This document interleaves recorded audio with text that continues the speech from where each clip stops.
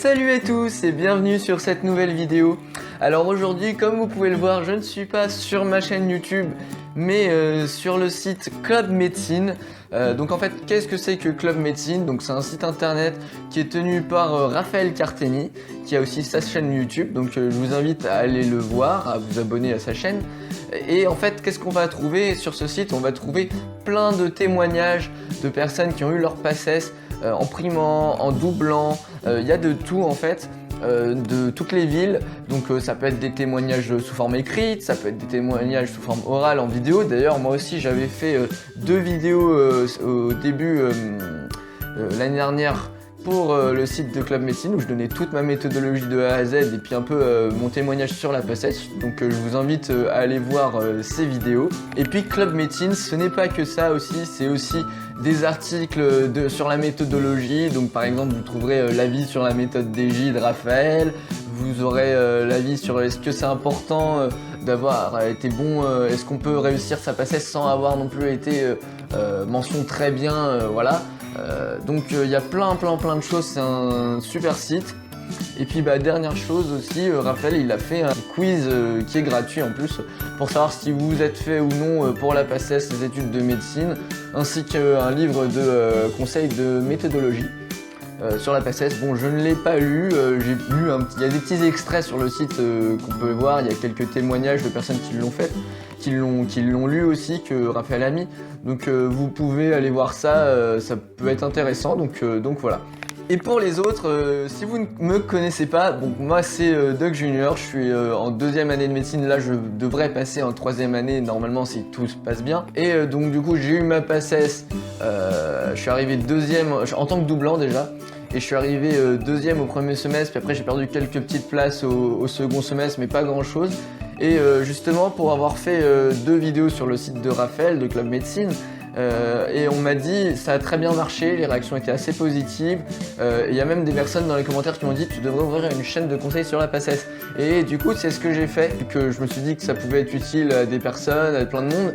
Et voilà, maintenant j'ai ma chaîne YouTube de conseils donc sur la PACES, donc je suppose qu'il y aura le lien en description, donc n'hésitez pas à vous abonner à ma chaîne, à me rendre visite.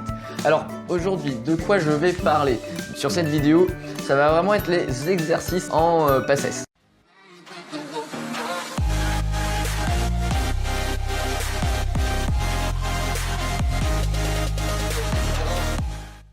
Alors, qu'est-ce que vous vous dites là? Vous êtes tous devant votre PC en train de vous dire ouais bon ok, il y a des exercices, il suffit de s'entraîner et puis c'est bon, je vais y arriver.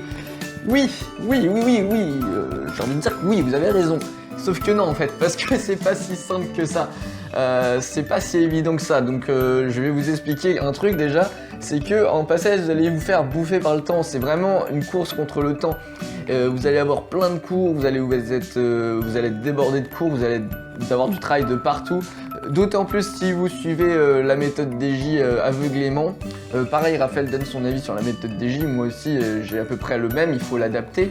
Et donc si vous continuez dans cette voie-là, forcément vous allez avoir du retard et tout. Et après qu'est-ce qui se passe? C'est au détriment des exercices. Quand on est imprimant, on est submergé par le temps, on n'a pas le temps de s'entraîner assez.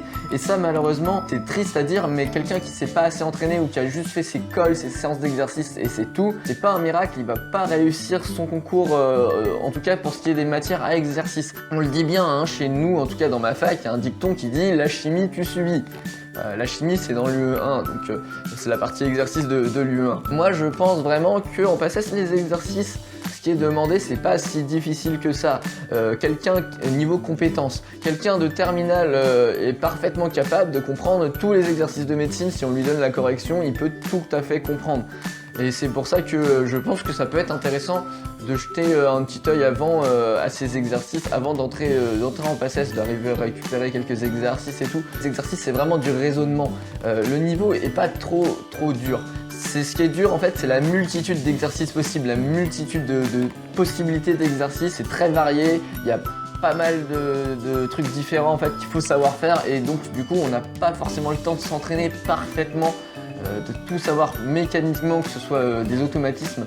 Et c'est ça en fait, surtout c'est le problème des primants. Les doublants ils ont moins de problème parce qu'ils ont déjà eu une année de PACES derrière eux.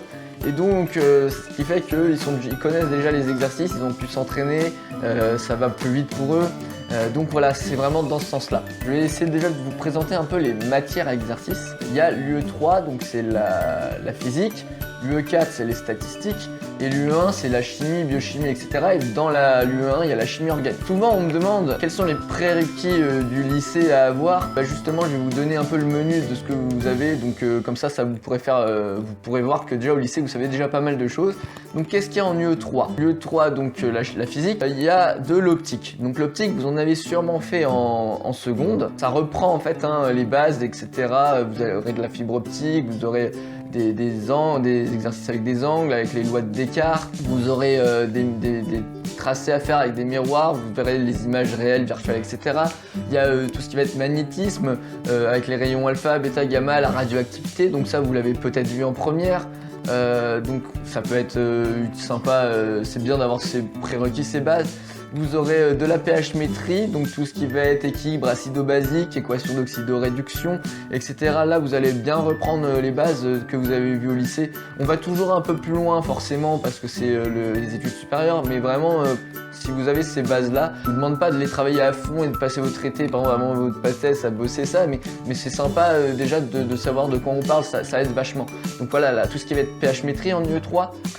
Vous aurez aussi de la mécanique des fluides, c'est de la pure application, c'est plein de formules, il faut savoir si les écoulements sont turbulents, laminaires, on calcule des volumes, on calcule des débits, on calcule des résistances, et donc du coup après on peut appliquer ça au modèle du corps humain avec le sang, etc.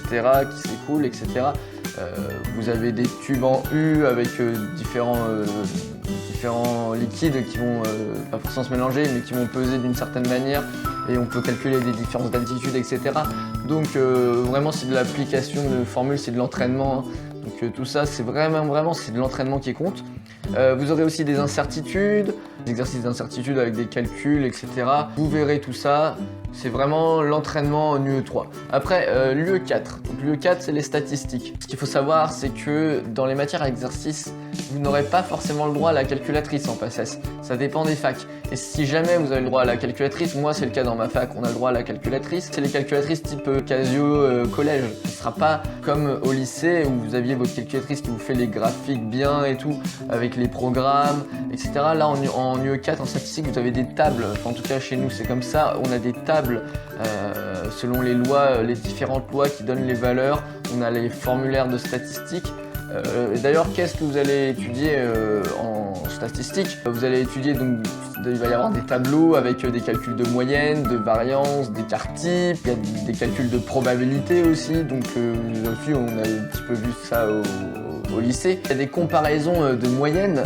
Donc c'est ce qu'on va appeler les intervalles de confiance et de fluctuation. Donc par exemple on a un échantillon et ensuite on a la population et donc on a une moyenne dans la population, une moyenne dans l'échantillon et donc d'un côté vers l'autre c'est des intervalles pour voir si l'échantillon est plausible en fait, s'il n'est pas dévié par rapport à la population. Vous allez étudier plein de lois, les lois de Gauss, les lois de Student, avec des degrés de liberté. Vous allez formuler des hypothèses, donc l'hypothèse H0, c'est-à-dire en gros c'est la même chose et l'hypothèse H1, c'est pas la même chose. Votre moyenne de population et votre moyenne de l'échantillon, voilà, je parlais de ça. Donc formulation d'hypothèse.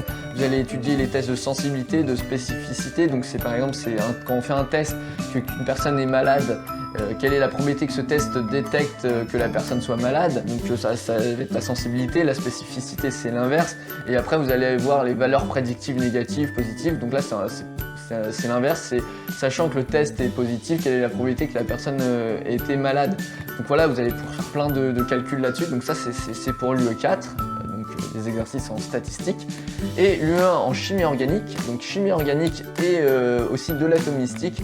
Donc les atomistiques, c'est pour ça, c'est pas mal de connaître un peu son tableau périodique, pas forcément de le connaître par cœur, parce que des fois on vous le donne en énoncé, etc., mais de comprendre en fait pourquoi chaque élément est à telle place, de savoir un peu comment varie la stabilité électronique des différentes molécules. Vous allez avoir les configurations électroniques en atomistique, savoir comparer la stabilité de différentes molécules qui vont toujours tendre vers le gaz parfait le plus proche, donc donner les configurations électroniques. Donc ça pareil, c'est l'histoire des couches là.